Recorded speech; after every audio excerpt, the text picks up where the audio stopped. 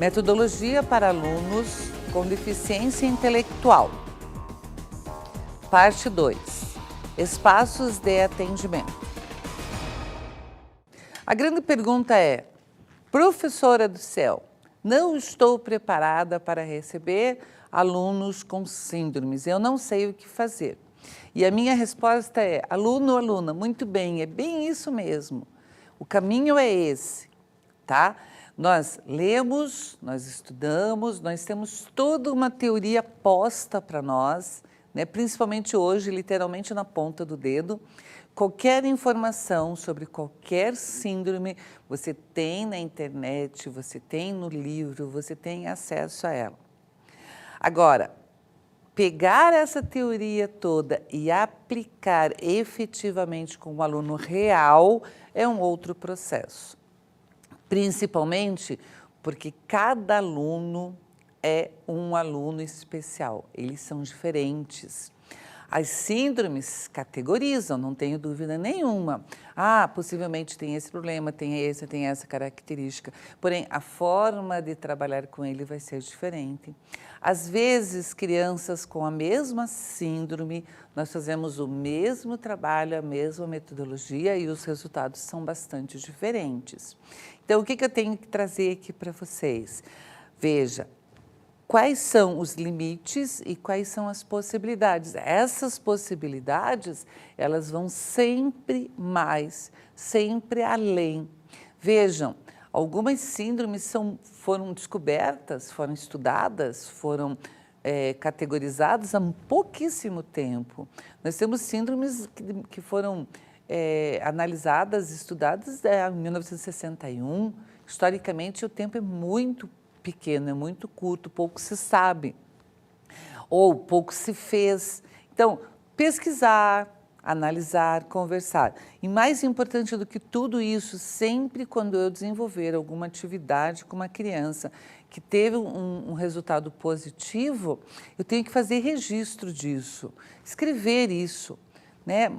Fazer um texto, colocar na internet, colocar um artigo, trocar, passar para os outros colegas, não deixar isso fechado só na sala. Mas, meus queridos, esse atendimento ele não é feito só na sala de aula e esse ponto é importante.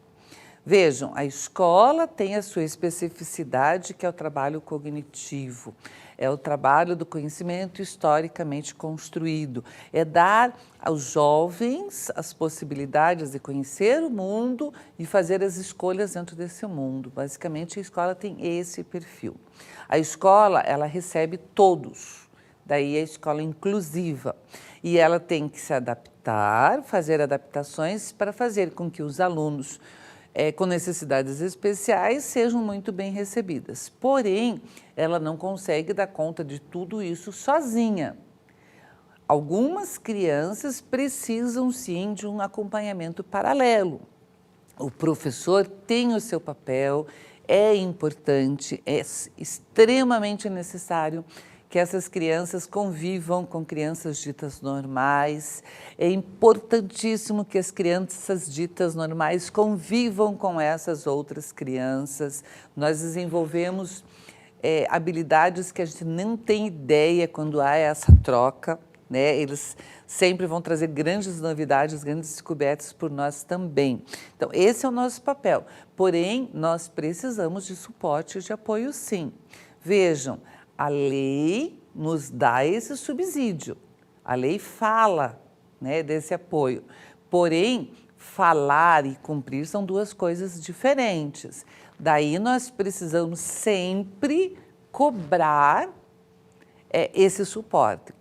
Eu sozinha não consigo, então a gente vai agilizar a escola, a gente vai agilizar os pais dessa criança, os pais das outras crianças, a gente vai para a imprensa, vai para a mídia, a gente vai virar o mundo para poder dar todo o suporte que essa criança precisa, porque a escola sozinha não consegue. Nós temos o nosso papel específico, né? Cada escola, cada setor, cada instituição tem que desempenhar muito bem a sua parte. Então, vamos conhecer um pouquinho de quais são esses papéis, começando pela própria escola.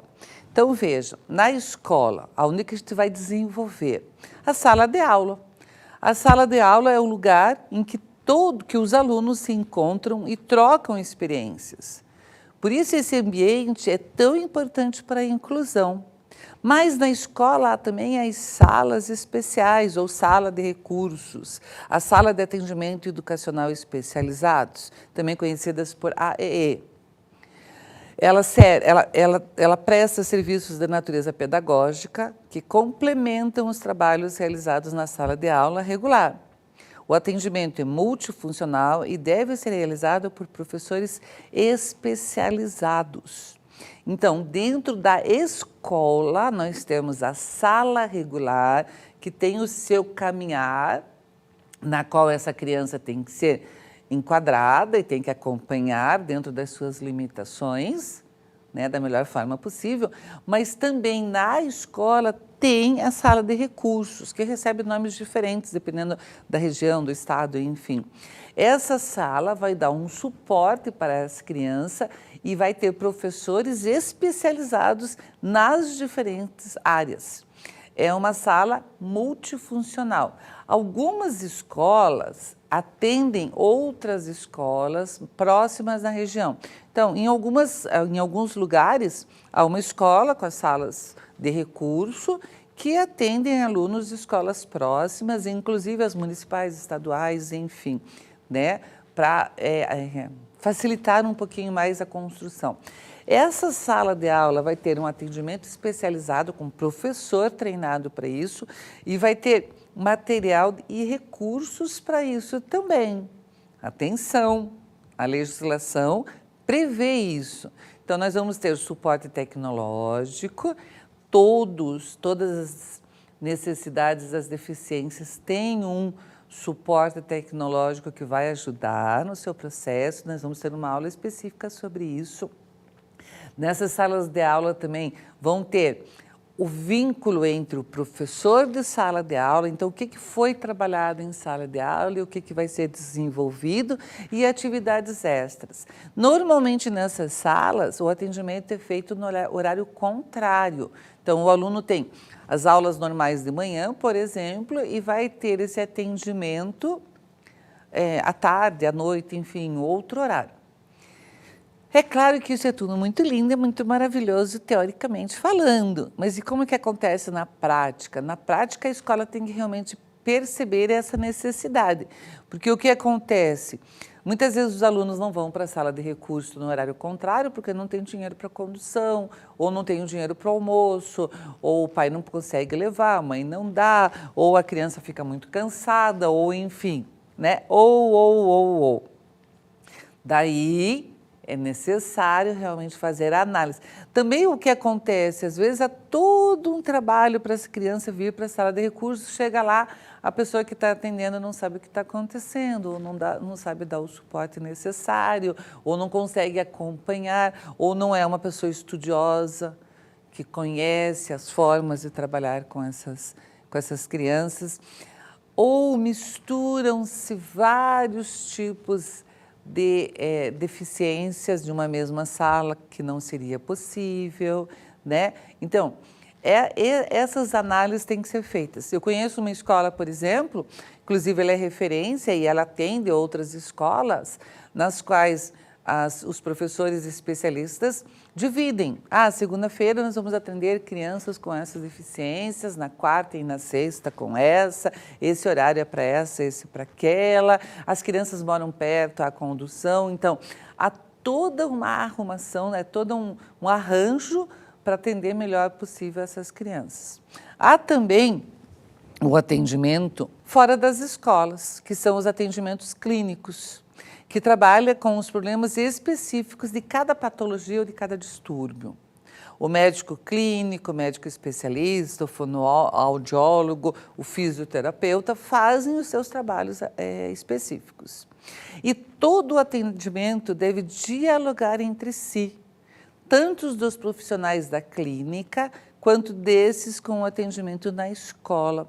Uma coisa bastante importante é o relato dos avanços que essa criança faz.